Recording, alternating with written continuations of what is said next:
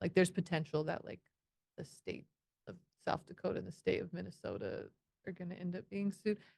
There's a lot going on there, but I've always had a social Yeah. justice Yeah. focus and haven't been protesting and getting So arrested do anymore, your but jokes have like a social justice like bit to them?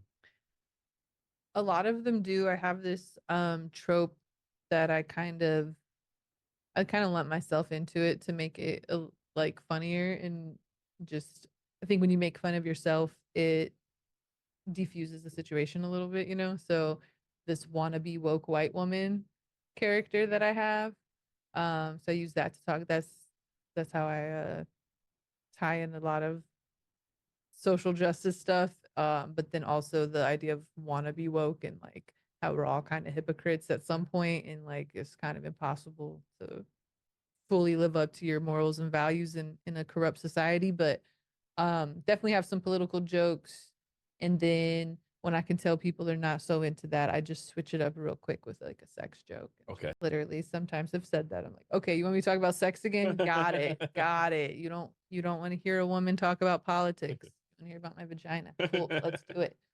Um, because like I said, I want laughs. So Yeah. it's like, okay, if you're not feeling this, but also it's inspired conversations. Like I had this one dude come up to me and he's like, I actually wrote a joke about our interaction. But he basically was like, I don't agree with anything you say fundamentally, but you make me laugh. Yeah. And to me, that's like the highest compliment that you can see past your feelings about it and be like, damn, that's a good joke. Yeah. That's funny, you know? So yeah, that's when I talk about like socialism, going back to like location too, like my socialist stuff does not hit too well in Miami, Yeah. where there's a lot of Cubans who left Cuba because they don't like Yeah. socialism. Yeah. Might not be a good set for you. So I always have to acknowledge that, right? I still do the joke, right? I just acknowledge it. Yeah. I'm like, I'll pretend like I'm gonna duck from tomatoes or something, you know. Same thing. I have a joke where I'm like, we've all heard the phrase "a cab," all cops are bastards.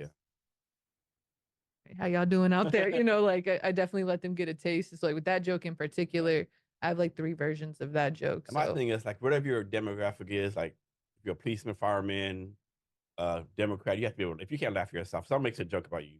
Like I'm from Texas. You can make Texas jokes all you want, right? I don't care, right? If it's funny, I'm gonna laugh. You know? yeah, and that's the big thing. If it's funny, Yeah. if it's funny, some people use comedy as an excuse to just say Texas sucks. outrageous You from things. Texas, you suck. Yeah, it's like okay, That's not but funny. why? Yeah, Yeah, that's not funny. Yeah. So exactly. do people do this as a comedians? This is probably way too detailed. Like suppose you tell a joke, right? And you tell a joke, let's say at a comedy club tonight, and you like track the laughs you get. Like, okay, this night I got 3 laughs.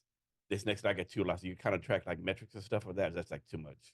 Um, it's funny because shout out to Roger Hack who used to run or help run the new talent night program at Comedy Works. He would do that for us. He would time when our first laugh was and then tell us how many laughs we got the whole set and then your average laughs per minute or whatever.